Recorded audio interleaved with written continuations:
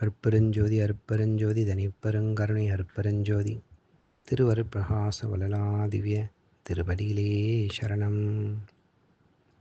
வணக்கம். இன்றைக்கு நாம் சிந்திக்கக்கூடிய அகவல் வரிகள் 47, 48.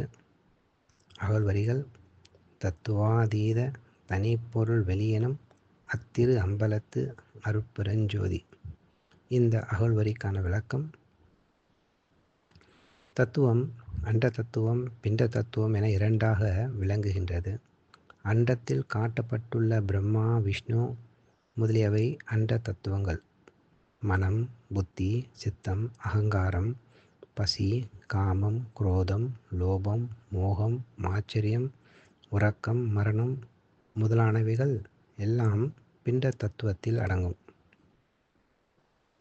தத்துவங்கள் அனைத்தினையும் கடந்து தத்துவங்களுக்கு அப்பாற்பட்ட அதீத நிலையில் சித்திகள் விளங்க பின்னர் சிவநிலை தோன்ற அவ்வனுபவத்தில் யான் என்பதும் எனது என்பதும் கரைந்து போய்விட கண்ட அனுபவிகள் பெற்றதே உண்மை அனுபவம். இந்த கருத்தை அட்டகத்தில் 7வது பாடலில் பெருமான் குறிப்பிடுகின்றார்.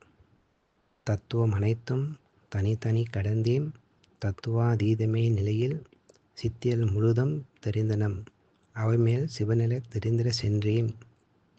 ஒத்த நிலைக்கண் யாமும் என் உணர்வும் ஒருங்குற கரைந்து போயினமென்று அத்தகை உணர்ந்தோர் வலுத்து நின்றோங்கும் அருட்பெருஞ்சோதியன் அரசே. மனித தேகம் எடுத்த ஒவ்வொருவரும் அடைய வேண்டிய உண்மை பொருள் இதுவே. தத்துவங்கள் அனைத்திற்கும் அப்பாற்பட்ட நிலையில் அடையக்கூடிய பெரும் பொருளை தரவல்ல ஆகாயம் என கூறப்படும் திரு அம்பலத்தே, அதாவது புறமுத்தி, அங்கே விளங்கும் அருட்பெருஞ்சோதி என்பது விளக்கமாகும். நன்றி. அருட்பெருஞ்சோதி அருட்பெருஞ்சோதி தனிப்பெருங்கருணை அருட்பெருஞ்சோதி திருவருட்பிரகாச வளலாதிவ்ய திருவடிகளே சரணம். ராமலிங்கா அபயம், ராமலிங்கா அபயம், ராமலிங்கா அபயம் அபயம்.